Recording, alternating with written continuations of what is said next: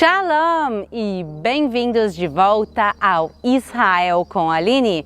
Hoje nós estamos na Galileia, mais especificamente na cidade de Quefarnaum, a cidade também conhecida na Bíblia como Iro Shel Yeshua, a cidade de Jesus.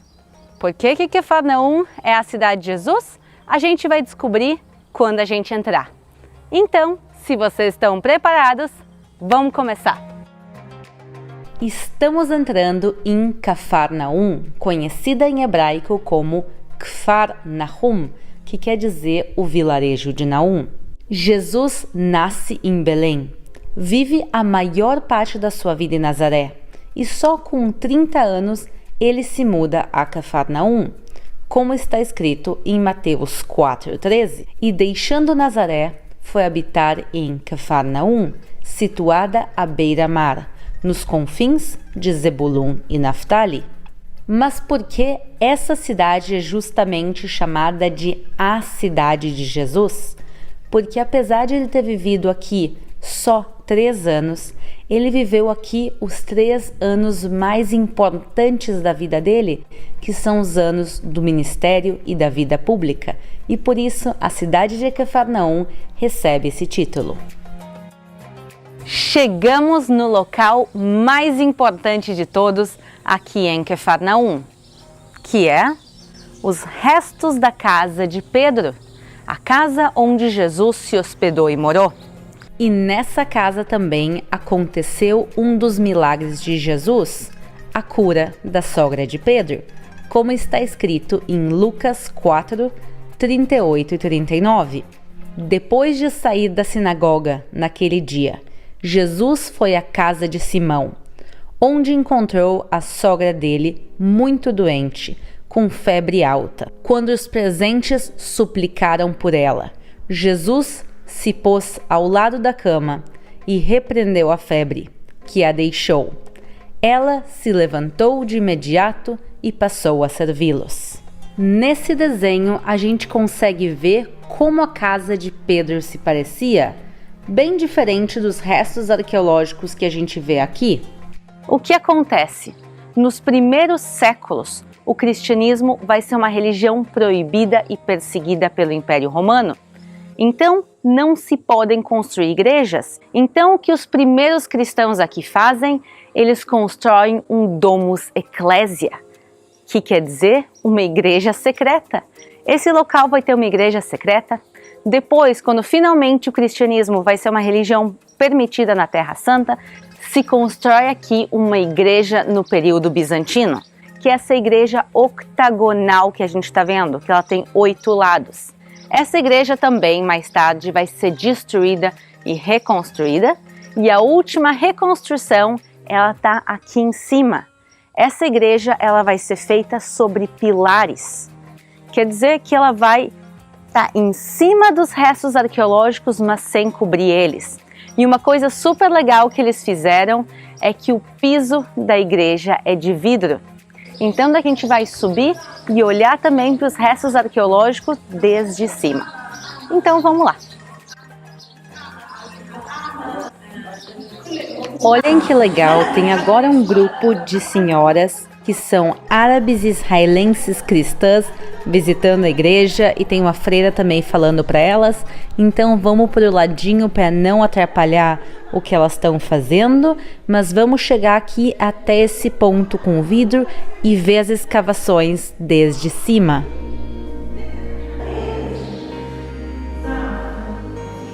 As escavações arqueológicas de Quefarnaum começaram em 1838, quer dizer, há 180 anos atrás. E por isso eu vou mostrar agora fotos para vocês de antes dessa igreja ser construída. A gente consegue ver claramente a igreja bizantina octagonal, mas a gente também consegue ver algumas paredes que elas estão parecendo um pouco aleatórias. Essas são as paredes mais antigas, tanto da Domus Ecclesia, da igreja secreta, como também da casa de Pedro. E essa igreja que a gente está caminhando agora, ela foi construída só em 1990, quer dizer, ela é super moderna para os padrões de Israel. Hoje em dia, Quefarnaum é um parque arqueológico, mas há 2000 anos atrás, ele era uma cidade super importante da Galileia. Entre as pessoas que moravam aqui, ficava Pedro.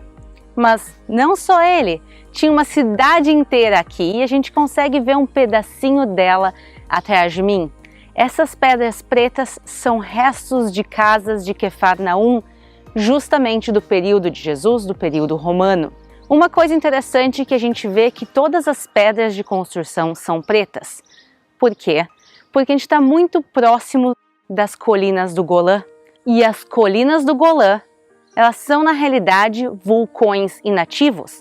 E toda essa região foi coberta de lava há muito tempo atrás. Então aqui as pedras são pedras basálticas, quer dizer que é lava, que é magma que endureceu.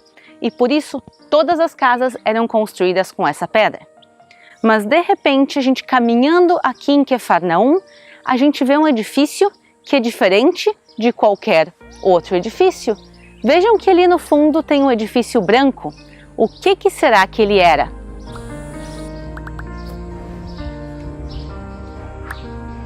Esse edifício colossal, ele é uma sinagoga, ou melhor dizendo, duas sinagogas, uma construída por cima da outra. Essa base que a gente está vendo, que são de pedras pretas, como o resto da cidade, é a base da sinagoga dos tempos de Jesus. A gente sabe que Jesus frequentava sinagogas e que ele frequentou essa sinagoga também. Por algum motivo, a população de Quefarnaum decidiu desmontar essa sinagoga, talvez porque queriam ampliar ela, talvez porque ela tivesse em um estado de conservação muito ruim, mas eles desmontaram e reconstruíram uma sinagoga colossal por cima, que são essas pedras brancas que a gente está vendo. A pergunta é, quando foi feita essa reforma? Vamos agora juntos entrar e ver ela.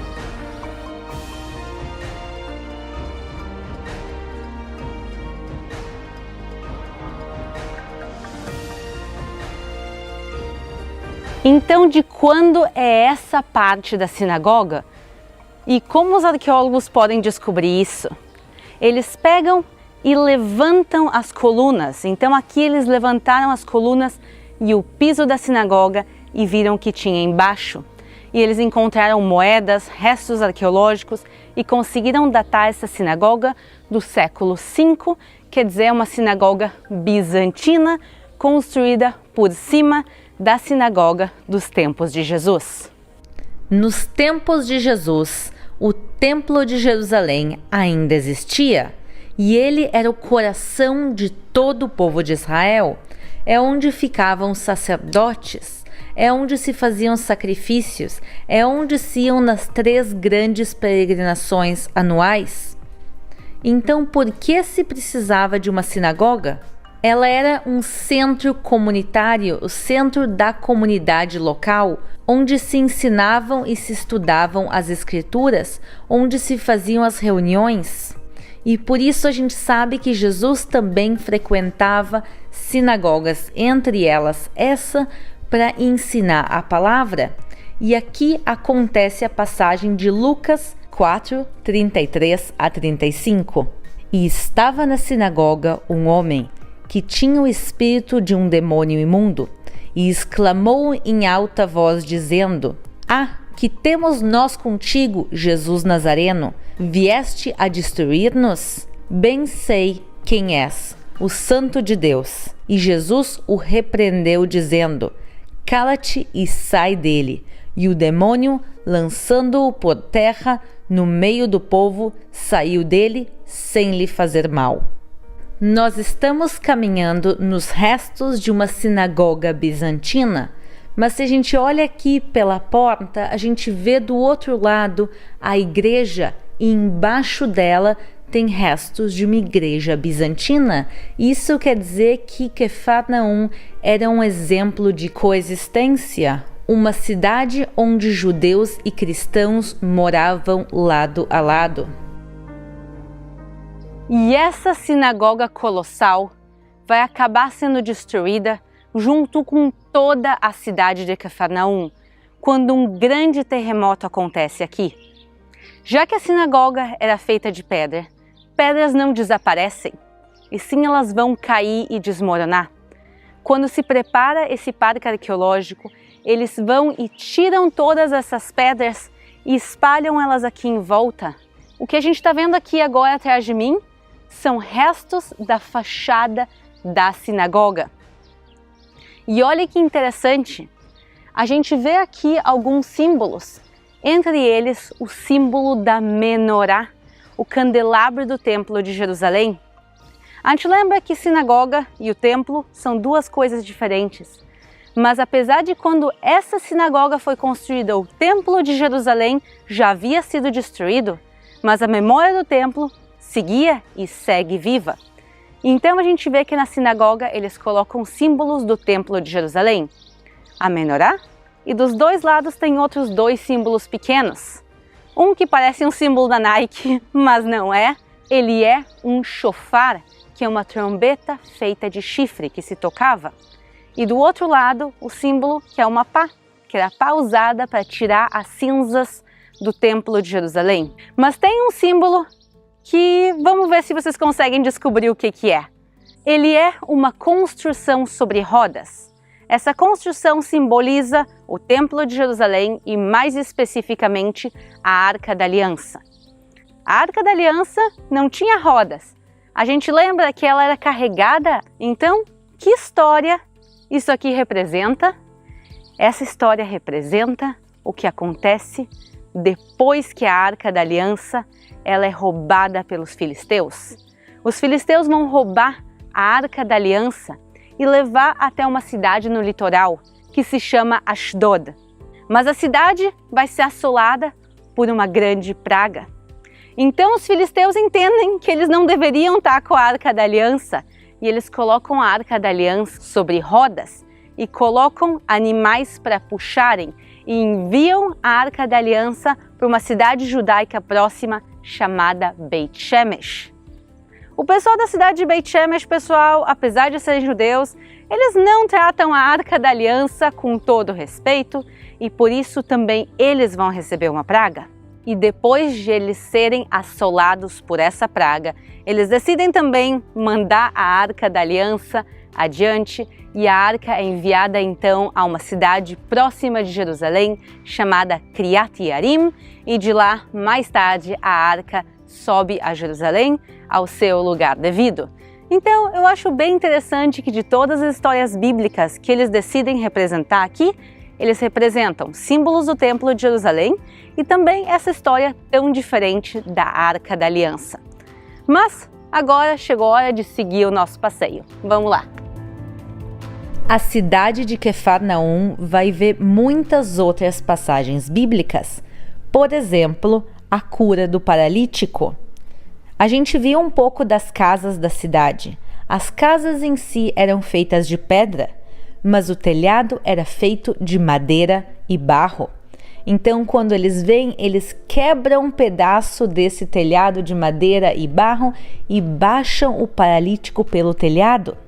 Essa também é a cidade de origem do apóstolo Mateus. E essa cidade de pescadores, fundada há 2.200 anos atrás, vai ser o centro do ministério de Jesus.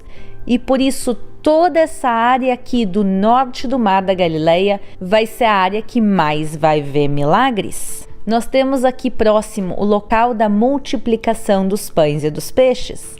A gente tem o primado de Pedro, a gente tem o Monte das Bem-aventuranças, onde ele faz o Sermão da Montanha, a cidade de Migdal, também conhecida como Magdala, e também cruzando o mar ao outro lado, a gente chega à cidade de Gedara, onde Jesus encontra um endemoniado. Então, esse pequeno espaço geográfico ao lado do Mar da Galileia reúne tantas passagens bíblicas importantes, então vamos agora chegar até a beira do mar.